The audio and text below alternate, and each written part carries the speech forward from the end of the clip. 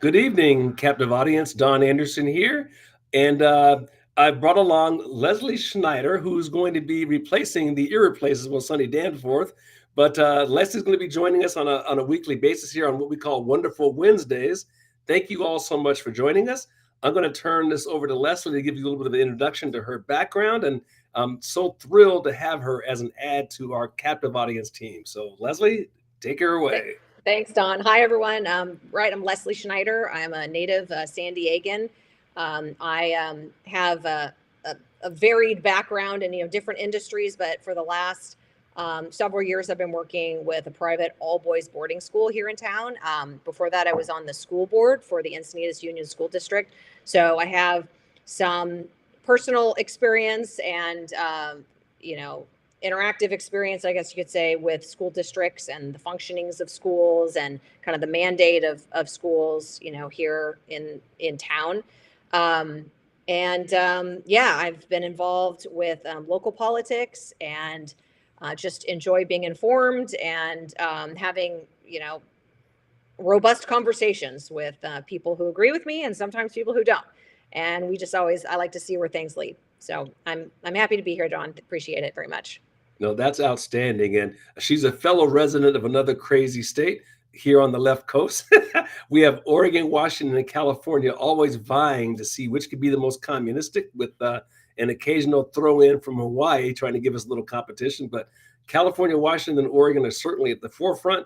And unfortunately, and I used to live, by the way, in Oceanside, so I have a lot of familiarity with Southern California, San Yeah. Diego, Los Angeles counties. So but hey, it's time to fight the fight. And I'm glad to see that people are waking up and they're starting to realize you first have to realize you're in a war before you can fight the war. And I think Californians are waking up, Oregonians are waking up, Washingtonians are waking up. So, you can't win a fight that you're not in. And so I'm glad to see that we're all jumping into the fray, right? That's right. It's important to be there in any way that you can.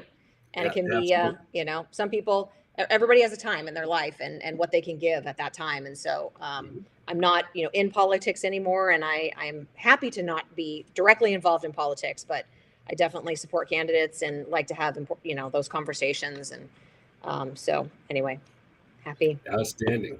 Yeah. Yeah. So Leslie and I were talking earlier. I think one of the topics we were starting to kick around, and as Sonny used to say, "Don't do the show before the show." So we're talking about the impact of college and impact of higher education and all education for that matter. And so Leslie has some interesting things to speak on that, and we'll go from there. And as always, by the way, feel free to jump in with your comments, by the way, in the chat line, and we will move forward from there. So Yeah.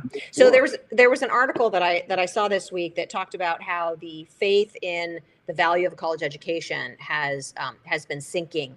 In fact, in 2023, 86% of families felt that a college education was vital to getting a good career. I mean, I certainly was raised that way. I mean, that was not an option that I to not go to college. That just was not an optional move for me after high school. You go to college and then maybe you continue to go to college and then you launch your career.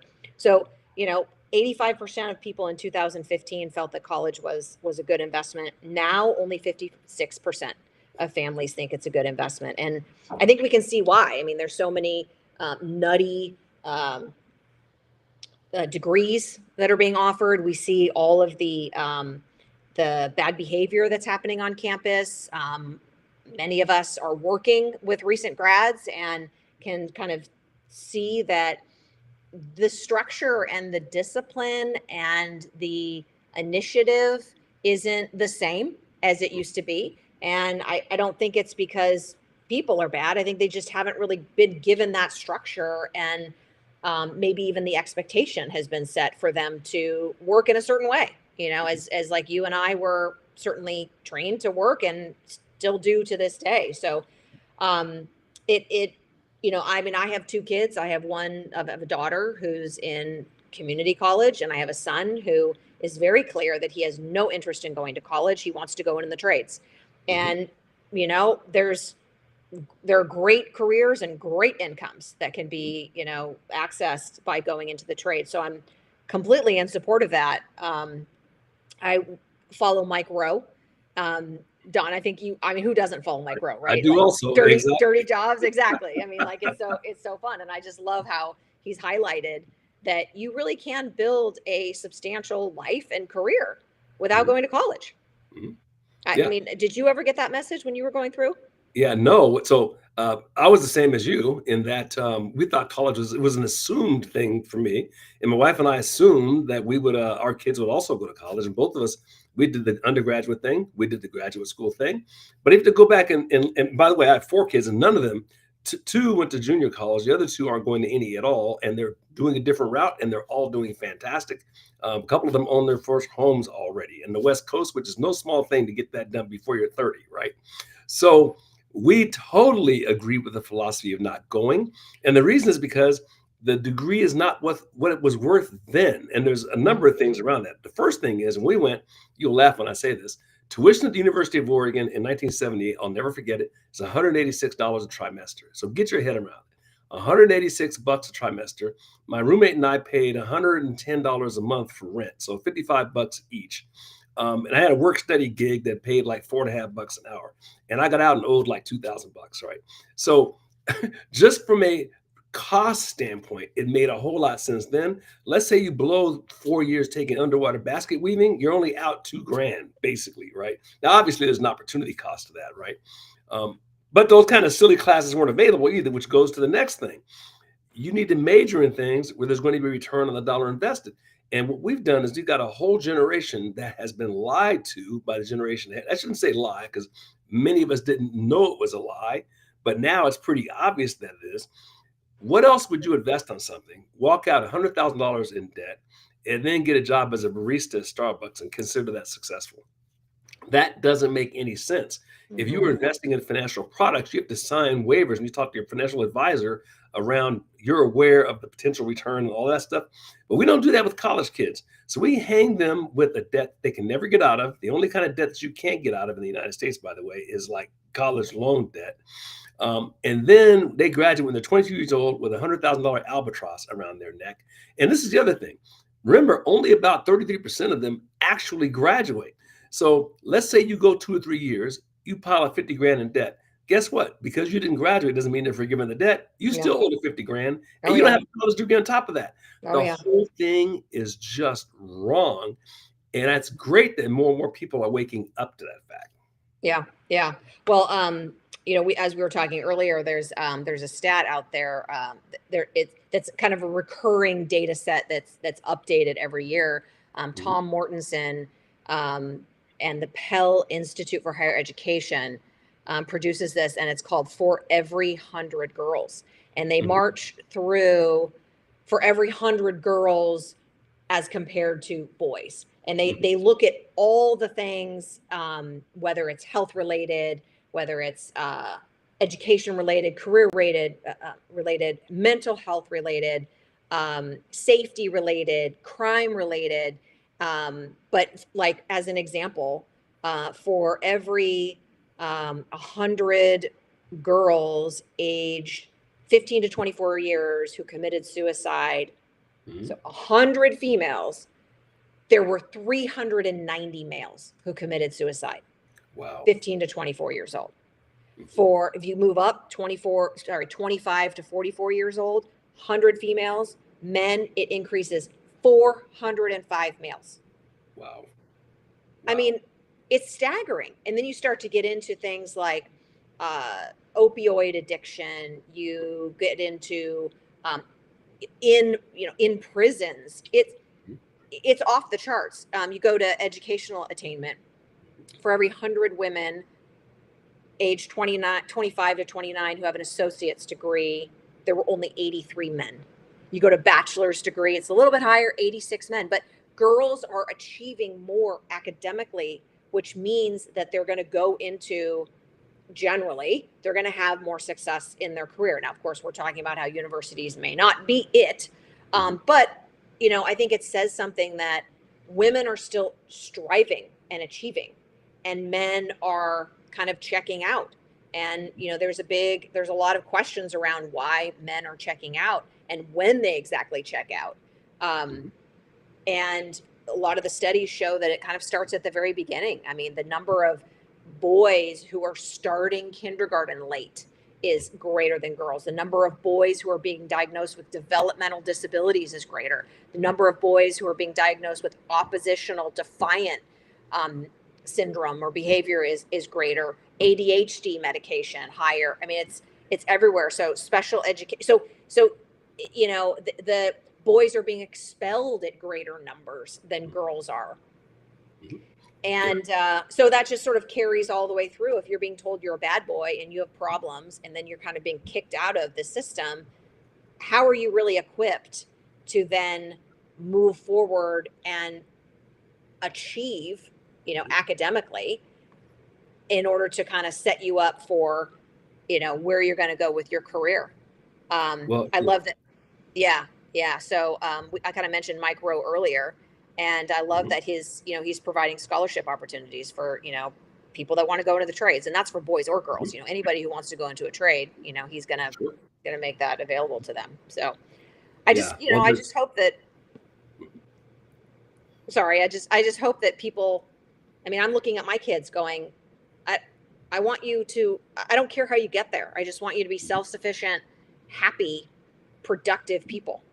And and like you said, living on the West Coast, you can't do it for 50 grand a year. right, yeah. Yeah. So you have to be careful about what you decide to, what kind of education and training you get. If it's not going to be a university, you have to do something that's going to be super productive and get you that income level, so that you have choices in life.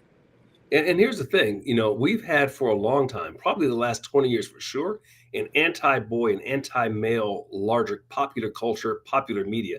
And I started noticing this around, I'd say, the teens, the 2000 teens, maybe the 2010, 9, 8, right in there. But you turn on the TV, and every TV show, and I stopped watching TV a long time ago, but I used to travel a lot. You'd be in hotel rooms, you're channel surfing, so I couldn't help but come across some of these shows. You watch for a few seconds. And basically, I'm just looking for History Channel and ESPN. That's what I would look at, because I couldn't stand the TV shows. But every now and then you stumble across them, you see them.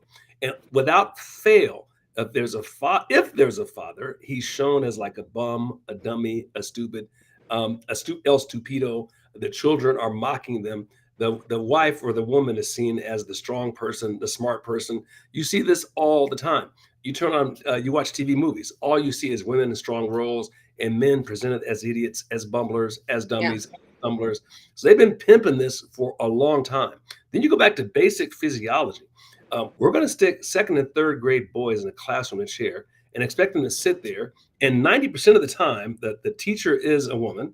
And the boys are by nature rambunctious. They're physical. They want to move around.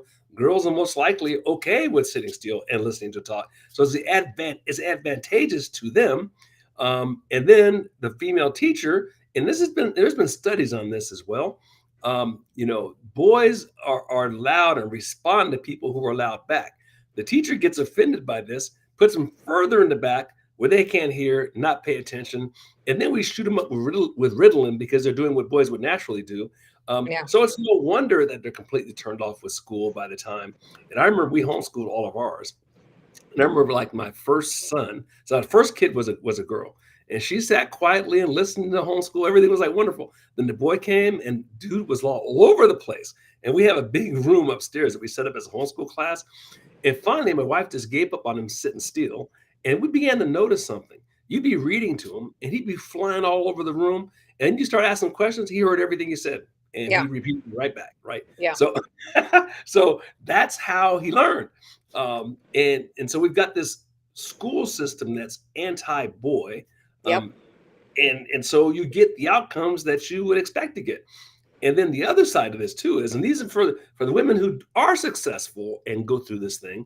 Remember, it's easy for us to forget, only a small fraction of the population gets a college degree. I can't remember what those numbers are now, but only a small fraction gets them. And then it depends on what you get the degree in terms of whether it's actually useful for you. So when you turn on the TV, you see the women on the newscast and all those kinds of things. You see these, females at tops of companies or whatever. That is like the tiniest fraction. The rest of them are just as ruined as the boys are. So it's an ugly reality, because when they get out with a degree, and what are they doing? They're baristas. If they're that. Yeah. Well, I mean, we really have to be rethinking things. We have to be we just have to re-engage people. We've just, Mhm. we've gone online, we've gone virtual, and it's, people have to be interactive, boys and girls. I mean, Mhm. you've got to be interactive. And boys, like as you said, they like to touch. They want to touch each other. They want to tackle. They want to play with manipulatives, in the classroom, and Mhm. they're loud. And I Mhm. remember I was reading a book when I was pregnant with my son, by Leonard Sachs, and I think it was Why Gender Matters, and he was Mhm. talking about how women Read that book. women Yeah. dominate the teaching profession, and Mhm. their voices are generally softer, quieter, Mhm. and like you said, Johnny is fidgety, he's a little bit loud, and he gets pushed to the back so that he won't be a distraction. Well, then Johnny can't really even hear Mhm. the teacher, because he needs somebody to like get up in his face and Mhm. work with him, and talk loudly to him, and it just has Mhm. to be more interactive. Yeah. So Well, there's a I reason why. A lot of people, especially moms, are horrified when they see their son on the football field and the coach grabs him by the face mask and is screaming in his face. But yeah, we're they good with that. they absolutely they do. Absolutely they do. Yeah. That's No, what I mean, boys I respond to. for And sure. there was an interesting article in Sports Illustrated. This is like 20 or 30 years ago. And it was a guy who was a head soccer coach at, I want to say, North Carolina, won a bunch of national championships, head women's soccer coach. And then he went and switched to the men, and he won us. I think he won some national championships with the men too.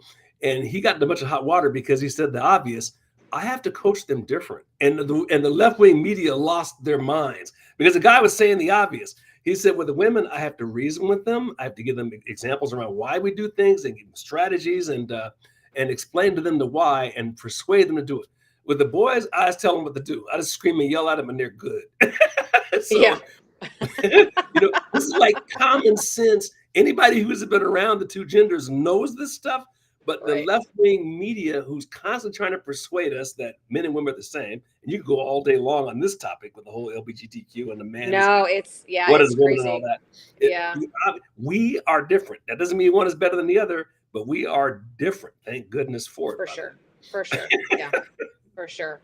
So yeah, I mean, I think more and more people, I know that, in what I do, I'm in that field, and so Mhm. there is definitely a recognition. Families are recognizing. I work for a private school. Families are Mhm. recognizing that what they've been doing with their son, what is happening in the traditional school system, is not working, and they know that they need something different. Sometimes they don't exactly know what it is. They don't exactly know, why their son is checked out. Why is my son anxious? Why is my son angry? Why is my son such a smart kid? Why is he go in his room and close the door, and Mhm. is on video games until 2 o'clock in the morning? Mhm. Like, because he doesn't feel fulfilled in another way, because he doesn't have enough connection with people. I mean, and so yeah, people are Well, waking up. yeah. You're Well, right. think about what public school is. So one thing Americans love is we love choices. So, not everybody wants a Chevy. Some people want to drive a Chevy truck. Some want a Ford truck. Some want a sedan. Some want an electric car. And you can go out there and get any kind of vehicle you want. You can get a freaking golf cart if you want to, right? So all kinds of variety. We respect and love variety and everything we buy except education. We Yeah, expect people to go and get the exact same thing.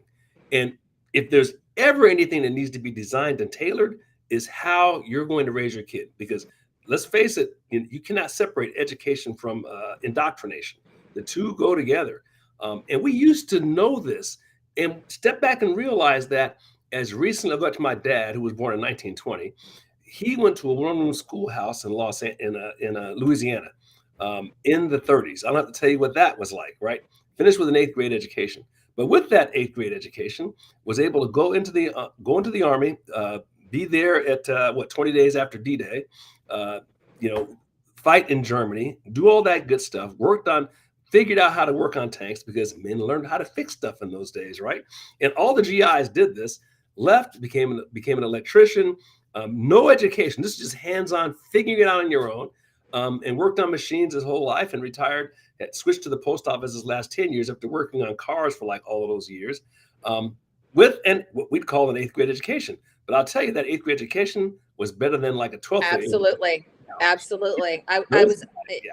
yeah. Yeah, sorry. I was watching a Ken Burns documentary Mhm, on the Civil War, and mhm. and they were showing letters that some of these soldiers had written home, Oh, and I mean these were rural young men who had never been to a big city. They were mhm, by all accounts, you would consider them very simple and potentially uneducated, right? Because they had that one room schoolhouse education.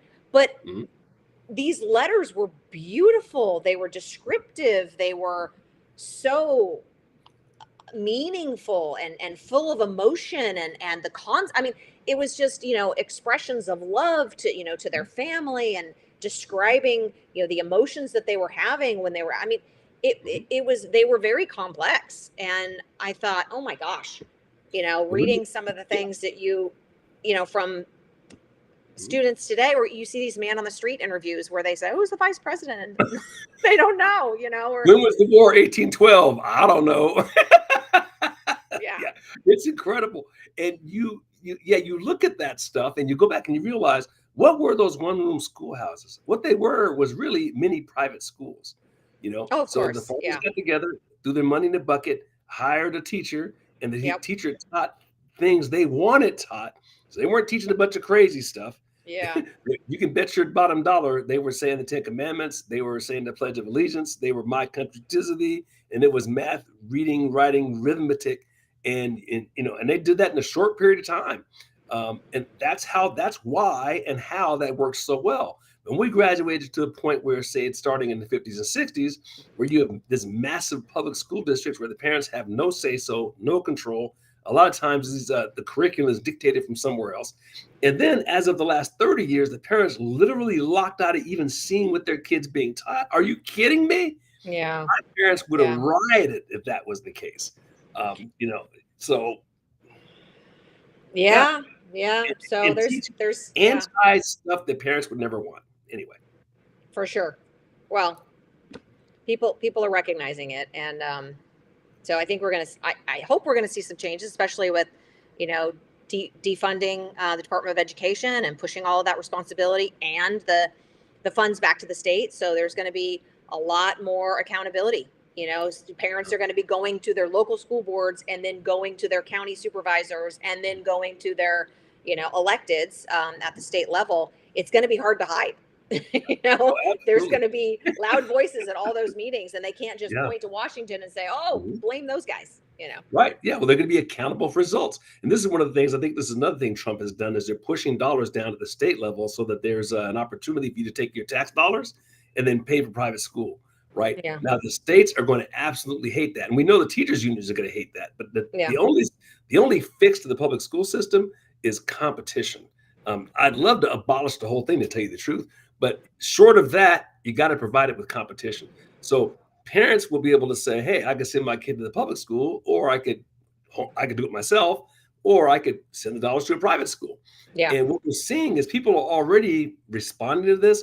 Homeschool and private school are up huge percentages in terms of the number of kids going to them. The percentage of kids going to public school is dropping like a rock because people realize this is not sustainable. This is not doable for my kids. yeah. Well, I think as with the more control that the states have, you're going to have more independent, freedom focused states that are going to start offering vouchers to Yeah. families, and that's going to continue to offer, provide more incentive for competition.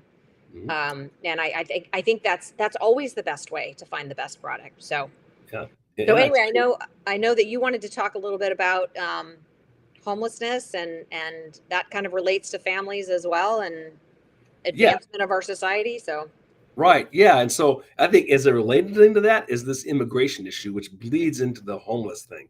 So I just want to spend just a couple of minutes talking about that because it's so important. It's all interrelated, obviously, but particularly this immigration. So think about what illegal immigration is doing. So illegal immigration's one is only one piece to this. Another piece to this is immigration itself. Are we screening the people who are coming into the country? Because you can have legal immigration, but if they're coming from countries and places that are unwilling to assimilate into our culture, then it's not going to work. And I just wrote down a couple of thoughts here because I never thought I remember this stuff. So think about this. We take for granted that we can speak to each other freely. We take for granted freedom of speech. We take for granted that I'm going to say please and thank you. We take for granted that you can go walking in the evening with your dog, and I'm not going to jump out of the bushes and beat you over the head and rape you. We take for granted that you don't have to wear a bag over your head just to go out in public. We take for granted that you have. We take all of this stuff for granted until we see situations like what's happening in, say, Minneapolis, or what just happened in Cincinnati the other day. And these things are related. When you have illegal immigrants of any kind, come into your country, and they don't believe in the same moral code, I'll call it. In this case, I'm going to say Judeo-Christianity, because that's just another way of saying Western civilization. Western civilization is Judeo-Christianity. Judeo-Christianity is Western civilization. The two are inseparable. And when you let people come into your country who don't believe in those foundational principles, the rights of human beings, the value of human beings, who don't believe in government separate from religion, when you let that happen, they're going to destroy your country because they have the belief that you either take on our religion or you die. And that's what's happening. You look at what's happening in London, you look at what's happening in Paris. These places have huge swaths of the city where they now actually have Sharia law. I mean, can you imagine a separate system? And that's starting to get a foothold in places like Minneapolis, in places like New York City, where we actually have someone running for. Think about this for a minute. 9/11 just happened 20 something years ago. And now we got a guy running for office who represents the same principles that took down those two buildings. It's incredible when you think about this is what happens when we're lax and we're kind, and the conservatives don't speak their minds. These people keep coming. You give them an inch, they're going to take a mile. It's kind of the thing. So going back to the immigration thing, though, to allow these people to immigrate into the country, they're unassimilatable. They'll grow in their own enclaves. They'll stay in their own neighborhoods. They weren't learning the English. They weren't learning the language. And eventually you're going to have, when the numbers get too big, they're going to start creating their own systems and eventually take over that city, take over that state. And if you let it run long enough, they will take over the entire country. Now, how does that relate to the Cincinnati thing? So on the one, we got folks who are bringing a different culture into the country, a different moral code, if you will. And we're creating those same individuals inside our country by creating single motherhood, where we're raising children who aren't being civilized. You can't civilize children in mass. Maybe here and there we can all point to the exception, but the exceptions prove the rule. If you do that in mass, we know that you're going to cause boys, particularly, to be raised to be basically savages, right? So absent the vehicle for raising civilized people is a two-parent family. The wingman in doing that is the church to instill that moral code. You take those two away over enough generations and you get chaos. And you look at what's happened to Cincinnati. We have black population in inner cities now. 80% of these children are born without a dad. That is a recipe for disaster. So they don't have a moral code.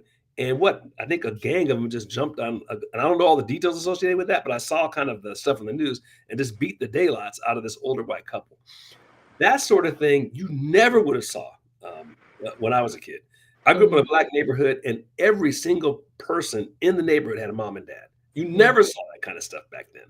But now, when you start having 80% without a mom and dad, you're raising a culture. You're literally creating a culture that cannot assimilate. It'd be the same as going and bringing a bunch of Somalis into the country, right? So we got two dual things that we have to fix. Let me stop. I know. That's interesting. I read a book recently called The Other Wes Moore, and have you heard about that? No, okay, so there's two young black men named Wes Moore who grew up in the same community, or in like adjoining neighborhoods in inner city, but like adjoining neighborhoods. And both of them have very, very similar backgrounds, single parents, very little money. But they started to get into trouble, but they took a different path. And one of them, went to jail and for, murder. And the other one went on to become, I think he's actually the governor of Maryland. And went to school, went to the military. He actually went to a military academy, which is how I became interested in him, because I work at a military academy.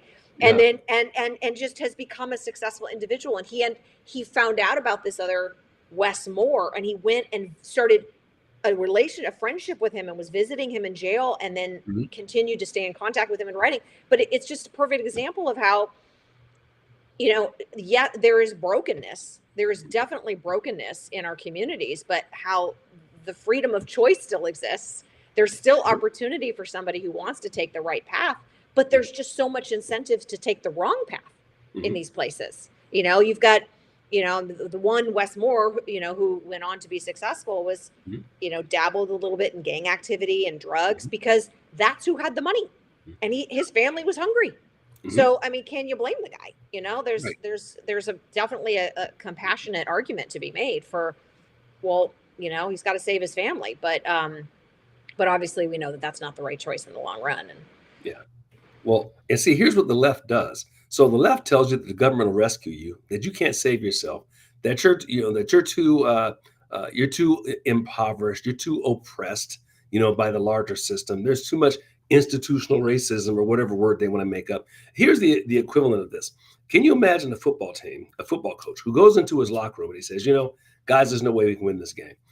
Their players are too big, their players are too fast, they got too many scholarships, they're all like older than us. No one would ever win like that, and by the way, the way we have a shot, let's go lobby the NFL to, like, maybe we get 7 downs, maybe the other team maybe we get 7 downs and make a first down, maybe we need 4 yards to get a first down, yeah, maybe we get 10 points and we call the game over. That's yeah, precisely what the left does, and how demeaning to the citizens that it does that to, right, rather than going to them. And what a coach would do is say, you know what, we got to run some different plays, right? We're smaller, than they are. Then we got to come up with some trick plays. We come up with a different strategy. We're not giving up on we're going to figure out a different way to win this game. And what the left does is they don't do any of that. They do things that put power, that delivers them power, and diminishes your power, and ultimately diminishes your character and your yeah, ability to feel like you have control over your life. The only person who can get you out of trouble is you. right. Well, At the as end you of the said, it takes away your power. You start to feel like, well, gosh, I can't do this on my own. I can't possibly do this on my own. I'm not day. smart enough. I'm not skilled enough. I'm not whatever, fill in the blank. And so once you become so, depressed, and, you're tearing yourself down. Nobody else needs to do it anymore. You've got that voice in your head well implanted, and, so you're coaching yourself down for the rest of your life, and Yeah. then, coaching other people in the same way. Yeah, and that's their formula for power. So give me more money so I can fix the problem, being the left. Of course, they never do. We need more money for schools. We need more money for welfare. We need more money, and all it does is create dependency. Here's a great story for you. I had some older cousins telling me this. So think about in the Watts riots in the late '60s when that happened. I was too small to, like, I remember vaguely seeing it on TV. These cousins of mine are older than mine, and they said they remember people going door to door. Now they lived in South Los Angeles at that time, and they remember the government sending people door to door, knocking on the door, asking them to take welfare, and how they ran them off because no way would I work for you. They Yep. literally ran them off. No way am I going to take free money, right? Yeah. The So that was pride. so they Yeah. create. My point is, the Johnson administration, they created this welfare system on purpose to get people on the toll in order to buy votes. And at that time, you still had a generation of people who were too proud to do that. Well, over time, they were able to whittle away that pride, get more people on the dole, get more of these women on the dole, more babies without fathers. And now you got multiple generations of that who vote for this stuff because they can get handouts. That's pretty much what we got. So Yeah. we got this vicious cycle now that we've got to undo. Yeah. Well, and you talk about degradation of the family, and single women.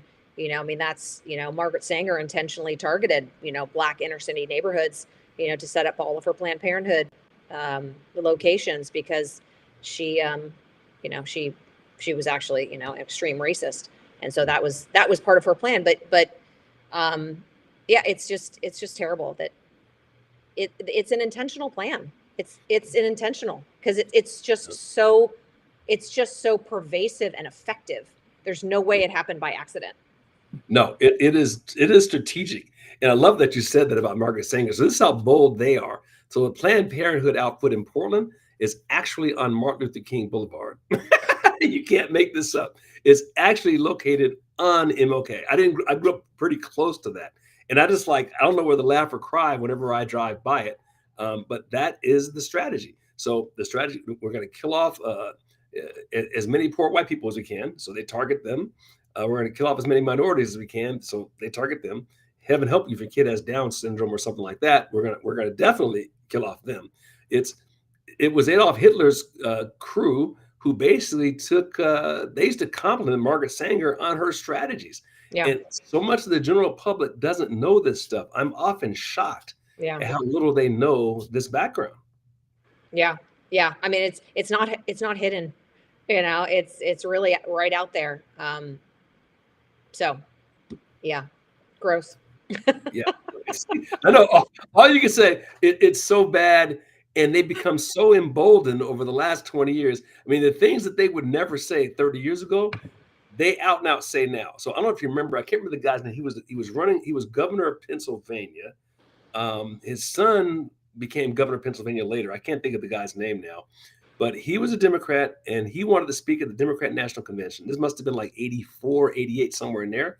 And they wouldn't allow him to see. They didn't allow him to speak because he said something like abortion should be like available but rare, right? Mm. That used to be the mantra.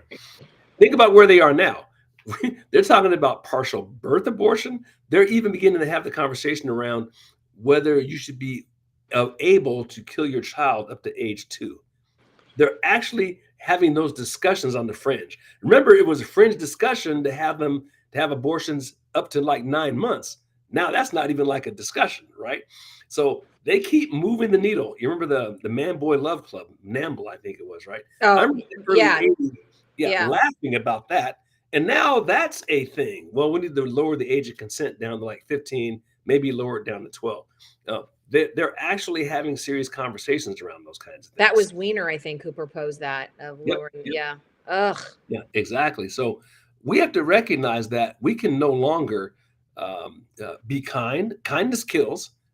One of the one of the problems with the Christian concept of kindness is we forget about. There's also the principle of admonish the sinner, right? Yeah. And you got to step into the fray, and you're going to take some arrows. I gave a Yeah. talk once, and one of the big questions was, well, how do I do this without taking arrows? You can't not take arrows. Yeah. Yeah. You Well, know? and I mean, we as Christians, we are supposed to be offensive Mhm. to the general society, right? I mean, in the way that we are supposed to incite, because we are not of the community. We are not of the general population. The ways that we behave, that the things that we believe, and the ways that we control ourselves, Mhm. we are not. It's going to rub people the wrong way, Yeah, we're and we're and if going. it doesn't, we're doing it wrong. That's 100% right. And we need to be thankful. After all, we're not getting burned at the stake. We're not getting beheaded. We're not getting like the firing squad. Not yet, anyway, because there's other parts of the world where that is true. And the media Yeah. never talks about that. There's lots of people being killed right now. I Oh think in yeah. Uganda, there was a big massacre, over there just recently of Christians. But those are the people that the left wants to let into the country, by the way. Yeah. Oh yeah. Oh yeah. Well, I am. You can only be hopeful, especially as a Christian. You just like there's only so much darkness that we can carry in our hearts and in our minds before you just tune it out. And Well, you got here's the you always positive. always have to have hope. Yeah, and here's the positive news, I think, and maybe I'm the Pollyanna, but all through the crazy madness of the 2020 and all that kind of stuff, right? I go out in the public, even near or in a crazy state, the vast majority of the population doesn't buy into this stuff. People are still pleasant. They're very nice. Think you go to the grocery store. I mean, when was the last time you got carjacked, right? For the vast majority of the population is still sane. They're Yeah. still living in the Judeo-Christian ethic, if you will. They still stop at stop signs. They still Yeah. hold the door for the old lady with the bags. They still carry stuff and help people out. I mean, all of that still, what do you call it? The Salvation Army still in operation, doing a great job. All of these things that make us a great country and different from any other country in history, those things are still operational.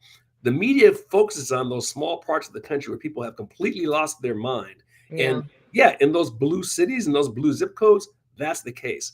But I'm sure you say something about California. If you take out Pierce County and King County in Washington State, you have a red state. You take out Multnomah County and Lane County in Oregon, you have a like conservative state.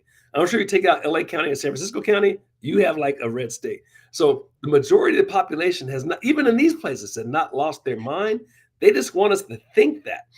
But what needs to happen, to use Jerry Falwell's old moral majority back in the 80s, the moral majority is going to have to grow a backbone, though. They're going to have to grow a Yeah. spine. Yeah. And Well, I think, our pastors have to get in sync. I mean, oh, things have fallen because our pastors, our church leaders have not stepped up. I mhm, mean, they've been just allowing everybody to do everything and, being very fearful about losing their 501c3 status. I did see though that somebody in the Trump administration just changed it so that churches are 501c3 status is no longer jeopardized if they engage in political speak. They can't fundraise, I think, for they can't fundraise for a candidate or an initiative, mhm, but they can still have speakers come in and mhm, I think pastors were just they were fearful. I think there's also, that sentiment that like, gosh, we're losing Christians, so we need to be all things to all people. We have mhm, to have have to tolerate everybody and everything, mhm. and it's like, no, let's just have 10 great Christians at this church, but they Yeah. are lighting their neighborhood on fire, Mhm. Yes. and that will spread, Mhm. but Yeah. No, is this somebody's right and somebody's wrong. Maybe we're all wrong, but we can't be all right. Right? So you have to take a look at this and say to yourself, and this is just, you don't need a degree, you don't need a bunch of studies to tell you this stuff. Just observe reality. And here's observable reality. Where are people trying to migrate to? And where are right. they trying to get away from? Yeah, they're not You running from our country. Yeah. Everybody No, wants to come here. they're So, voting with their feet. The yeah. greatest civilization ever built in the history of man, we are living in it. And we're living in it. Look, 70, it's been estimated that 70 billion human beings have lived over the last, I don't know, since the dawn of the millennia, right? About 7 billion are alive right now. And what, about 350 million of them live in the United States. So if you were born in the United States after 1945, say, you are the most fortunate human beings who have ever lived in human history. And most people, because we don't teach this stuff to our young anymore. And if you were born after, let's say, and I'm one of the fortunate ones, as are you, if you're born after, like, say, 1950 or 1960, you have no idea what true poverty is like. You've Mm, never gone to bed with an empty stomach. You've never experienced a war on your own soil. You've never seen somebody hanging from the end of a rope on a telephone pole, right? right. Most of the world, that's how it is. And we used to teach that stuff. I mean, when I was in school, we learned about Stalin and Hitler and Tojo and Enver Hoxha Whole pot. and Fidel Castro, and you learned all of this stuff. You knew these guys by name. Yeah. And we got a generation now that doesn't appreciate what they have because nobody's told them what it was like before. My father was around for the Great Depression. They talked about what that was like. I knew firsthand people who experienced that stuff. They would always talk about, it's amazing looking back on it. Wow, we got air conditioning. This is awesome. Wow, we got a dryer. Wow, we don't have to hang the clothes on the dryer, right? Out in the clothesline. This is like little stuff because people who've never experienced that don't know what that. Oh, wow, we got color TV. This is amazing. So they had gratitude, is what I'm saying. Yeah, And the it's generation true. behind us doesn't have gratitude because they don't have any idea what it's like.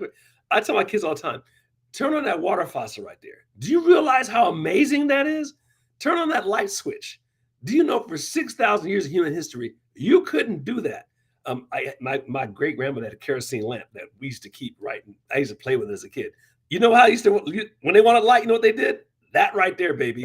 That's how you did it. My mom would talk. I had my mom film. I had my kids film my mom. She's 90 now. Talked about what it was like to grow up in Mississippi in the 1930s. She said, "Yeah, the man would.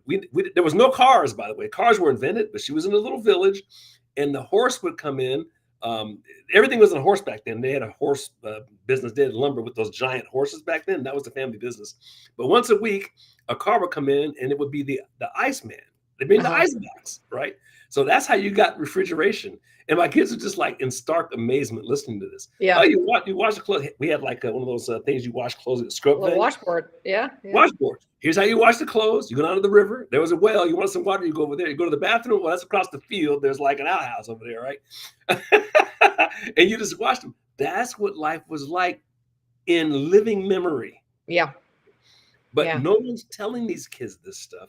You live in the greatest civilization that's ever existed in human history.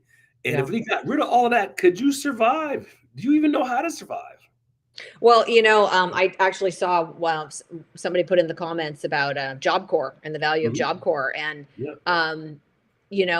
it's true. I mean, with our higher education system failing, Mhm. maybe we need to start sending people across the world to start actually living and Mhm. experiencing what other people, are I don't want to say going through, but what the Mhm. standards of living are in other places.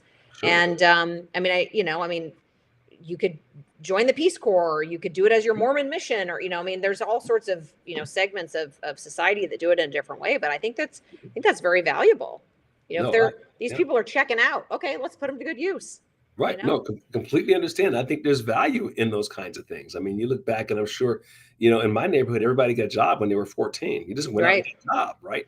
And, Yeah. you might be cutting grass, you might be working at McDonald's under the table, Yeah. whatever it I mean, I was. was a I was a hotel maid Mhm, at one of the local hotels, or motel. mhm, I'm pretty sure it was a motel. mhm. But because they paid more than anywhere else, and Yeah. you did what you have to do. I had to put gas in my tank. Yeah, I wanted right. McDonald's. Yeah, and you didn't wanna ask your parents for money. I never asked my parents for money. Oh my I gosh, like my them to get parents a would never job. give me money. Of Yeah. course not. They'd be like, "What have you been doing? You got out of school at 2:20. What else have you been doing? Dinner's not till 6, you know?" Now here's a classic thing. So I love talking to my kids in their 20s now, right? So they give me the inside scoop in terms of what's going on now because I'm out of it, right? And one of them was telling me one of his kids, I know his friends like 22 or 23, graduated from college. He's 90 grand in debt, right? And he never had a job at all until he graduated from college. I was like, are you kidding me? No job, no summer gig, no nothing. Now think about how much of a dent you could have made in 90 grand in debt if you had worked during the summers at least. You know? Well, I'll tell you what else would have happened. You would have thought to yourself, do I really want to go to this college and generate now that I have a paycheck and I start seeing money being taken out in my right from Right. taxes? Right. You Right. start thinking about the calculations of a paycheck, Yeah. and you might reconsider Mhm. that choice of do I need to go to that school, or could I instead go to that school and Right. get, solid education, and the Mhm. same career that I'm pursuing now, you could get it at a state school that Mhm. instead you're getting at, a bougie private school. Yeah. Um, so Oh, if you got the money, go for it. But if you don't, you got to be smarter. yeah, it's criminal what we're doing to these kids, by the way, put them in a hole like that. I think one of the things that could be done is for you major in something, the schools should be required to put down, here's what the average kid makes that graduates with this degree. They should be Yeah. required to track it. Are Yeah. you sure you want to major in that? Here's what Right. the average earnings is going to be. So you're going to get out and you're going to owe 100 grand, and your average first year earnings as a barista or whatever are going to be about 35, right? Does that make sense to you? I think if you did that, now obviously university is going to be against this because people who have these silly ethnic studies programs and all these other things they're running, Right. those places would be out of business lickety split because no student would take those classes knowing that's what was happening to them. But if they were forced to do that, you can't buy anything without that kind of like if you're going to buy a stock market investment, Pop. right? They Yeah. would tell you it's risky and here's why, and here's the rate of return, the average. All that. We don't Right. tell them any of that stuff, and Right. that's a crying shame. It is. It is. Well, and there's also a lot of money out there for college that people don't even know about, so Oh, you don't have to be in debt. I mean, one, I mean, so there's ROTC scholarships out there. The mhm, government is trying to hand money out, all the yeah, different branches of the military. And mhm, there is money out there. yeah, If you know where to look and you talk to, the right people who are willing to help you out. mhm. But anyway, Yeah, well, that goes Anyway. back to that can-do spirit. What do you call it? People look at things and say, "I can't do it," rather than saying, "How can I do it?" Right? Mm, How can I do mhm. it? Every generation that's come along has had it hard, right? We could have complained, "Hey, when I graduated, it was like right after it was the Jimmy Carter disaster, right? Double-digit interest rate, double-digit inflation, double-digit Oh unemployment. It yeah. was like miserable, right? Oh yeah. Yeah. So Double found digit gas prices. double digit. That's right. I saw it go from 79 cents a gallon Yeah. to Remember having to line up by the letter of your last name, or right. what is I don't I can't. Yeah. Yeah, I remember all of that stuff, and so nobody had starting is difficult. So right now, of course, the conversation, and rightly so, the cost of housing, especially on the West Coast and the East Coast, is insane. No excuse for it. But by comparison, so I like to use this term, what do you call it? Multiples of average income. So the average income in the United States is roughly, I don't know, 70,000 a year, call it, right? So historically, about three times earnings is what a house might cost. So a Yeah. house, at least a starter house, should cost around $200,000. Obviously, it doesn't in the Northeast and the East. Did you realize in Canada it's like 35 times earnings, for example? No, Islam I did not know that. Western Europe is the same way because of all of this socialization, all of these regulations, all these rules. You can't build any houses, you can't build apartments. There's all these rules and regulations. So they pretty much put you in a position where think of the hopelessness if you're a young person. Mm, 30 to 40 times earnings, meaning if you were going to have if you're going to buy a house in Canada and the average income is $50,000, so what's 50,000 times like 30? That's about what it would be. So then you have the whole checkout mentality. If you're a young person, well, I'm just going to check out and do nothing. So right. better Right. off to sit in the parents' basement with Right. those kinds of options. Yeah. So we're Yeah. Well, not. I mean, Yeah. yeah. Go ahead. I was going to say you're in debt. Mhm, Maybe you graduated, maybe you didn't. Um, you can't afford to save anything, mhm, right? You can't even see when you'd be able to buy a house. I mean, we talk about how this generation isn't growing up and mhm, isn't becoming adults. Well, mhm. we can't even give them an opportunity to be an adult in some Sure. cases. They can't afford groceries Oh, because rent is mhm. 4 grand a month, And right? that's really, by the way, that's related to the immigration thing because we flood the nation with a ton of illegal immigrants. They put pressure on the housing market, right? So the rents are higher because all these illegal immigrants in the country. That drives rents higher. Now your kids can't afford to pay the rent. All of that drives housing prices higher because now you got a bunch of regulations and rules around where you can build, thanks to the environmentalist net jobs. So it makes it so that citizens can no longer afford to get in their first house, Right. nor can they Yeah. get that first job because there's so many of them in the country that's suppressing the wages. A lot of things the left loves to talk about is how, hey, we they're doing jobs Americans won't do. That's a lie. It is a lie. Americans just won't do it for 50 cents an hour. That's all. That's right. That's right. That's right. You pay a fair wage, people will Mhm, do the job. I mean, we immigrants, who came to this country to assimilate and to built mhm, this country. mhm. And so the idea that, oh, we need like our own people, it's ridiculous. I mean, if you talk to anybody in the trades, they will tell you people want to work. And we Yeah, can't find enough good people to work. Like yeah. they're not trained up because they've been sold this lie about, college, or Mhm.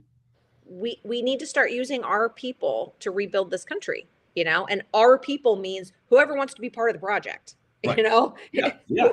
Whoever you are, if you've bought into the mentality of what America is about, Mhm. jump in.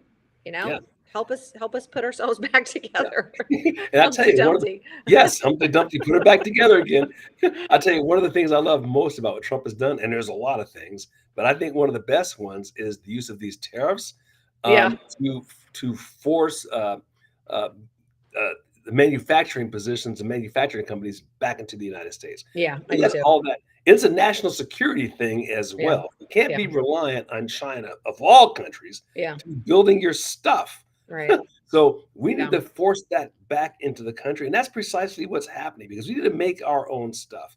And if we make our own stuff, then we're going to have kids being able to work with their hands, not needing this ridiculous college degree. We're going to increase our national security, increase our income, increase our patriotism by doing that. And then one other thing I had to add because I think this is so brilliant. One of the things that's not being talked about is how he's forcing. So he's downsizing the government in D.C., but he's moving some of those jobs to the center of the country. So the Department of Agriculture, he fired a bunch of them, but gave them the option to, you can move to like Iowa, Kansas, Nebraska. Yep. I think that's brilliant. Yeah. Yeah. We're going to hire from the center of the country where people are more likely to be conservative, more likely to be religious, more likely to be patriotic. So it's another way of undermining the deep state, because these people are going to be there long after he's out of office. And that's been a big problem. That deep state doesn't care who's in office. They do what they want to do regardless of who's in office. Yeah. So we need to have people like-minded in those places, not be hiring them from Washington, D.C. I think that is absolutely right. And not only are they like-minded with the current administration, but they are going to be better representatives of the population that they are serving. Oh, absolutely.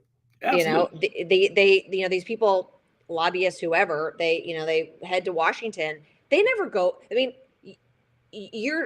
let's say that you're, working with a government entity and you're distributing money or grant funding to, these other states. Well, if you don't go there, if you don't know these people, if you don't know what really is going to make their state better, how can you be sitting there making all these rules and, forming policies? You need to live there.